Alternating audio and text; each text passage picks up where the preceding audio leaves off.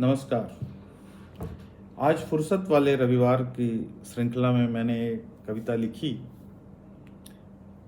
ये कविता बदलते गांव के परिदृश्य पे लिखी है और मुझे ये आशा है कि आप में से बहुत लोग इस कविता से अपने आप को रिलेट कर पाएंगे। कविता का शीर्षक है मेरे गांव वाली छुट्टी। बचपन की छुट्टियों वाली अब छुट्टी नहीं मिलती। बचपन की छुट्टियों वाली अब छुट्टी नहीं मिलती। हमारी छुट्टियां मतलब गांव की यात्रा हुआ करती। कोयले इंजन वाली पैसेंजर गाड़ी हर जगह रुकती। ले चाय और छुक छुक की आवाज़ अब भी गूंजती। ले चाय और छुक छुक की आवाज़ अब भी गूंजती। माँ के हाथ की पूरी अचार और आलू का स्वाद कहाँ। माँ के हाथ की पूरी अचार और आलू का स्वाद कहाँ। हिलती ट्रेन में बाबूजी की गोद में सोने का सुख जहाँ। हिलती ट्रेन में बाबूजी की गोद में सोने का सुख जहाँ। कोयले से करिया हुए हम जब थके बाजार पहुँचते। कोयले से करिया हुए हम जब थके बाजार पहुँचते। लखन हलवाई की दुकान की इमरती और पानी पीते।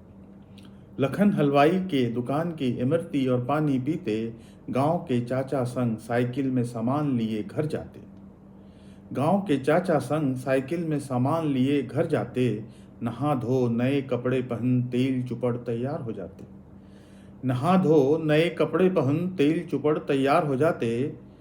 सम्मिलित परिवार की लाइन से खाट वो गर्मी की रात एक साथ खाट लगती थी। सब लोग बोलते बतियाते थे। सितारों से चमकता आकाश दुनिया भर की बात। सितारों से चमकता आकाश दुनिया भर की बात। खेतों की सैर ट्यूबवेल में नहाना और ताश की खिलाई। 29 एक खेल होता था जो हम लोग बहुत खेला करते थे। तो खेतों की सैर ट्यूबवेल में नहाना और ताश की खिलाई। खेल में बेमानी ताश की फड़ौवल और लड़ाई। बड़ा डाइवर्स ग्रुप होता था, हर टाइप के लोग खेलते थे। बेमानी उमानी होती थी पर उसका अपना मज़ा था। और वो सुबह का मंठा राब का रस बासी रोटी और घुघरी। सुबह का मंठा राब का रस बासी रोटी और घुघरी। पोखरी की मछली मराई शिकार और भुनी सदरी। हर गर्मी में पोखरी मराती थी, पानी कम हो जाता था तो बहुत सारी मछलियां आती थी, सदरी भी आती थी, उसे भून के खाते थे। शादी में पंचमेल का स्वाद, बारात का नाच और व्यंजन। दहिया देने के लिए होड़ लगती थी क्योंकि पंचमेल मिलता था। तो शादी में पंचमेल का स्वाद, बारात का नाच और व्यंजन। भाइयों में तकरार, भाभियों का मजाक वो बोल वचन। शाम बाजार की सैर, छोले का स्वाद, द्वार की बैठक। शाम बाजार की सैर, छोले का स्वाद, द्वार की बैठक। हंसी ठिठोली का माहौल, अपनापन वो मिट्टी की महक। हंसी ठिठोली का माहौल, अपनापन वो मिट्टी की महक। वो बड़ा कुटुंब, वो साझे की रसोई, वो बाबा की सनक। ये सब हमारे परिवार के हिस्से हुआ करते थे। आंगन में जाइए, खूब सारी महिलाएं होती थी, खाना बन रहा होता था, कुछ कुछ हंसी मजाक होता था। तो वो बड़ा कुटुंब, वो साझे की रसोई, वो बाबा की सनक। खुशियों की ये छुट्टी कब गुजरी पता ही नहीं चलता था। खुशियों की ये छुट्टी कब गुजरी पता ही नहीं चलता था। वापसी की टिकट देखकर रोते रोते मन थकता था।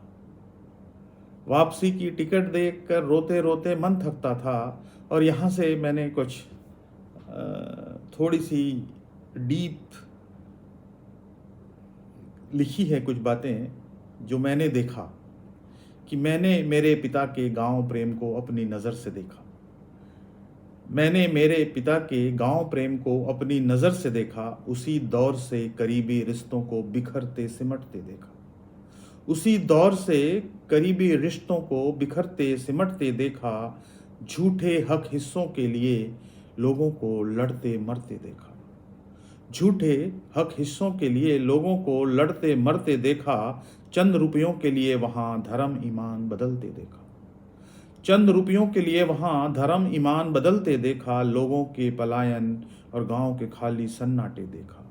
लोगों के पलायन और गांव के खाली सन्नाटे देखा, धीरे धीरे कार्य प्रयोजन में अपनत्व को खोते देखा। पहले सब लोग मिलजुल के कार्य प्रयोजन में साथ देते थे, पर अब धीरे धीरे वो भी डिमिनिश हो रहा है। तो धीरे धीरे कार्य प्रयोजन में अपनत्व को खोते देखा, और उम्मीद है कि कभी कोई फरिश्ता फिर मेरे गांव आएगा। उम्मीद है कि फिर कभी कोई फरिश्ता फिर मेरे गांव आएगा। प्यार लगाव एवं खुशी से फिर मेरा गांव लहलहाएगा। प्यार लगाव एवं खुशी से फिर मेरा गांव लहलहाएगा। धन्यवाद।